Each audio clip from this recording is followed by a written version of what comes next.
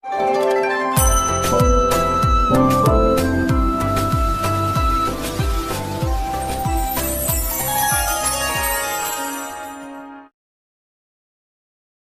जगन्नाथ मु दिवाकर दास आपण मानक प्रणाम करुच्ची। आज आपण मानक एमती किसी व्रत संपर्क में कहबू जो व्रत कले आपंकर धनर अभाव केवे हेब ना। धनर अभाव बहु जीवन को नष्ट कर दिए। बेले बेले मनुष्य भूल डिसीजन ले ऋण करे, ऋण सुझी पारे ना। स्वामीर ऋणग्रस्त होगा द्वारा स्त्री एमती कि छाड़ी चली जार परिस्थिति देखा जाऊँ।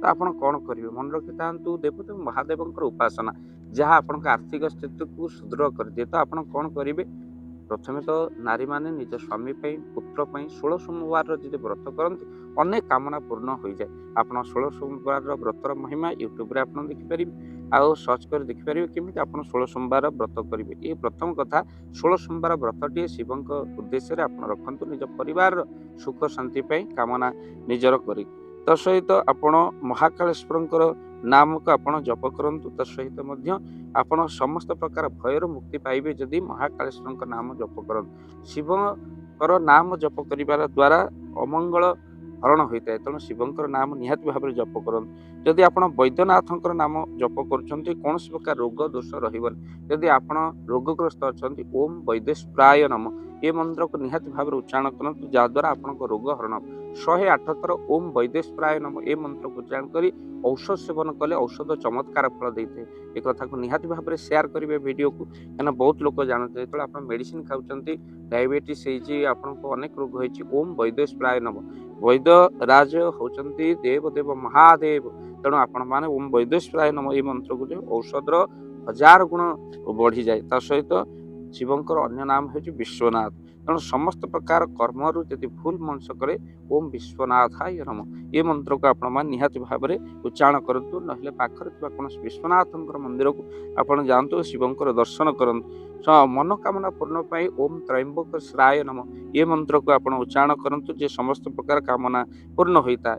तेणु ओम नमो भगवते वासुदेवाय मंत्र जमी विष्णु भक्ति प्रदान करे सेमती शिवंकर किसी मंत्र आपण को बहुत चमत्कार फल मिले। आर्थिक स्थिति आपणकर सुदृढ़ करने ओम आप जप करेंगे कौन ना ओम रामेश्वराय नम ये मंत्र को जप करूँ। मनुष्य मरणांत स्वर्ग प्राप्ति हुए ओम रामेश्वराय नम ये मंत्र को उच्चारण कले आर्थिक स्थिति सुदृढ़ हुए। 108 थर लेखा जप करूँ ओम रामेश्वराय नम। ता सहित ओम मल्लिकार्जुनाय नम सब प्रकार खराब चिंतार आप मुक्ति पाती। तापर आपण कार्य विजय प्राप्त पाई शिवंकर ओम भीमेश्वराय नम ये मंत्र को जप करूँ। ओम ओंकारेश्वराय नम ये मंत्र को शांतिर अनुभूति हुए। सहित ओम नागेश्वराय नम आपंकर दुस्वप्न नाश जातक मंगल दोष आपंकर रोड एक्सीडेंट ओम नागेश्वराय नम ये मंत्र को जप कले आपंकर अकाल मृत्यु हरण होगा सहित सबु प्रकार पापर मुक्ति आप प्राप्ति करते। तो आप निश्चिंत भाव में वीडियो को शेयर करेंगे। शिवंकर कृपा आपन को आग को आस जागर ता पूर्व ये मंत्र जमी आप प्रत्येक दिन 108 थर निहाती भाव में जप कर अभ्यास करते। आ जो मैंने चाहते जागर ठार आसंता 15 तारिख जागर पड़ुची यही मंत्र को जप कर अभ्यास करते जहाद्वारा शिवंकर कृपा आपको निश्चिंत भाव में मिले। अमृत पी जगतर जे कल्याण करते से देव जे विष पी जगतर कल्याण करते होती महादेव। तेणु जागर पूर्व ये मंत्र को जप कर अभ्यास निहाती भाव में करते। आ जो मैंने चाहिए महाशिवरात्रि जागर दिन ये मंत्र को 1000 थर जप कले जप सिद्ध हो जाए। वीडियो को शेयर करेंगे आगु कहीं जागर पर्यंत ये वीडियो जमती अन्य मान पाखे पहुंची जावा दरकार। जय जगन्नाथ जय पंचशत जय जगन्नाथ। धन अर्जने धर्म करी धर्मे प्राप्त नरहरि। जदि आपण मानक धन कौन गरीब असहाय रोगी मान सेवारे लगी पारिला जानतु आपणकर रोजगार सार्थक हो गला। आपणक धनर मध्य बहुत महत्व रहिला। तो आज आपण माने जदि चाहूचंती आपणकर से धन महत कार्य लागू जेमिति कि आमे गोटे आम्बुलांस करिचु जो आम्बुलांस प्रतिदिन किसी असहाय रोगी मान मेडिकल रे पहुंचाए। किसी गरीब अनाथ शिशु मान आमे वस्त्र दान करूँ। किसी रोगी मान पाखरे पहुँचू जो माने बहुत रोगरे पीड़ित से पाखरे आमे किसी अर्थ आ गरीब लोक मान सहायता प्रदान करूँ।